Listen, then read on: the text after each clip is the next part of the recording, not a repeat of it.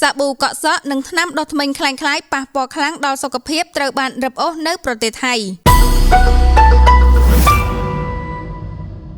ប៉ូលីសថៃបានរឹបអូសសាប៊ូកក់សក់ថ្នាំដុសធ្មេញនិងផលិតផលថែរក្សាសម្រស់คล้ายៗរាប់សែនមុខដែលប៉ះពាល់ខ្លាំងដល់សុខភាពព្រោះតែមិនបានឆ្លងកាត់ការត្រួតពិនិត្យនិងអនុម័តត្រឹមត្រូវតាមការចុះផ្សាយរបស់អាមេរិននៅថ្ងៃពុធទី4ខែកុម្ភៈឆ្នាំ